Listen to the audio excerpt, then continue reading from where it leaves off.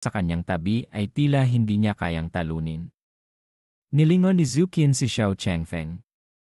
Kung ang sitwasyon ay lumala, ang kalipunan ng musikang Qin ang labis na maaapektuhan.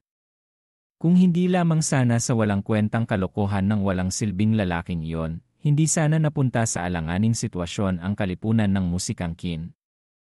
Sa gitna ng kanyang pag-aalala, bumaba mula sa itaas ang isang matandang lalaki na may mahabang puting balbas at kulubot na mukha dahil sa katandaan. Humph, ang amoy na ito amoy ng isang eksperto. Nang makita ang matanda, nagbulungan ang mga naroroon sa kalipunan ng musikang Qin.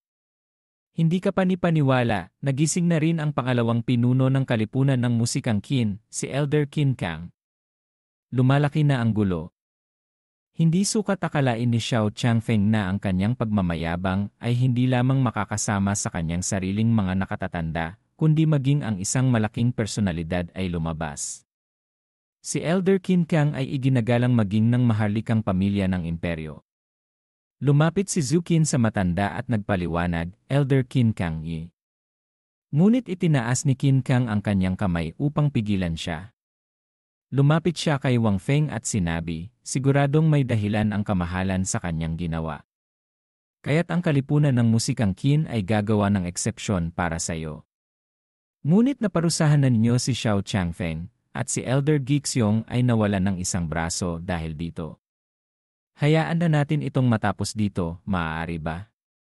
Patawarin na natin sila sa pagkakataong ito. Habang sinusubukang mamagitan ng matanda, si Gixiong ay nanginginig pa rin sa sakit sa lupa. Nang marinig ang mga salita ng matanda, palihim na tinantya ni Wang Feng ang kanyang lakas. Hindi niya sukat akalain na ang kalipunan ng musikang Qin ay may isang eksperto sa rurok ng huling yugto ng kaharian ng Xuan Huang. Hindi nakapagtataka na ang isang makapangyarihang puwersa ay kinatatakutan ng tatlong imperyo. Matapos mag-isip sandali, sinabi ni Wang Feng, yamang si Elder Qin Kang ang namamagitan, bibigyan ko kayo ng respeto. Umiti ang matanda. Kung gayon, maraming salamat. Kinuha niya ang isang gintong card at iniabot kay Wang Feng. Ang lahat ng gastos ng kamahalan sa kalipunan ng musikang Qin ay libre at magiging espesyal na panauhin ka namin. Sa anumang sangay ng kalipunan ng musikang Qin sa teritoryo ng mga imperyo, makakatanggap ka ng 20% na diskwento. Nang makita na hindi lamang hindi sinisisi ni Elder Qin Kang ang taong iyon, kundi binigyan pa siya ng e-card, nagulat ang mga tao at nagbulungan. Paano ito magtatapos ng ganito kadali? Sinira ng taong iyon ang mga panuntunan ng kalipunan ng musikang Qin, ngunit hindi lamang siya hindi sinisisi ni Elder Qin Kang, binigyan pa siya ng libreng serbisyo at Platinum EA card. Platinum EA card ng kalipunan ng musikang Qin. Siguro wala pang ilang tao sa imperyo ng Yaori ang may hawak nito. Kinuha ni Wang Feng ang card at mumiti. Kung mapilit kayo, nagpapasalamat ako. Itinuro ng matanda ang hagdan at inanyayahan si Wang Feng na umakyat.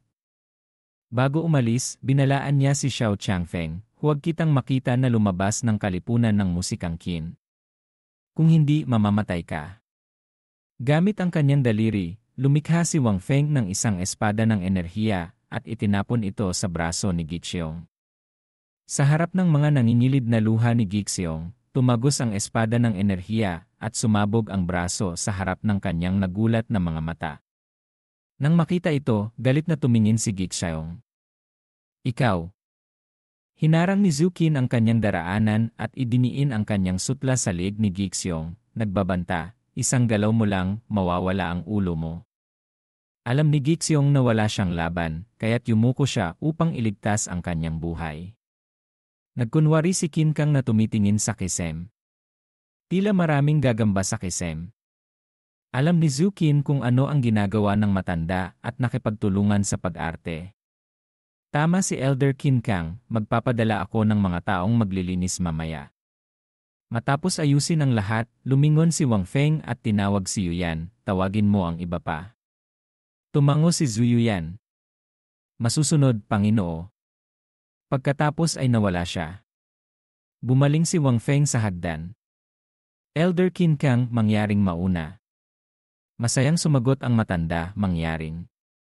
Nang makaalis ang lalaki, lumapit si Xiao Changfeng kay Gixiong. Elder Gixiong, ano ang gagawin natin? Pinipilit ni Gixiong ang kanyang sakit at sinabi, siguradong mayroon kang token ng pagtawag ng mensahe ng pinuno ng templo, tama ba? Kinuha ni Xiao Changfeng ang token at sumagot, binigay ito sa akin ni Ama bago ako umalis. Hirap na hirap si Gixiong habang tumutulo ang pawis.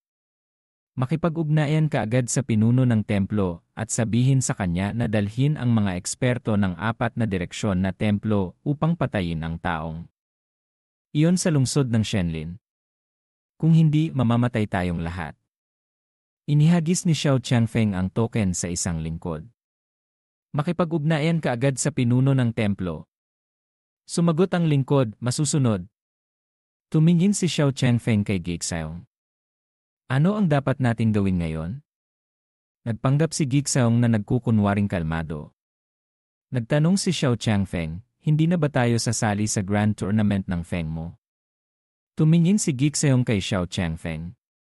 Kung gusto mong mamatay, sumali ka. Nagulat si Xiao Changfeng.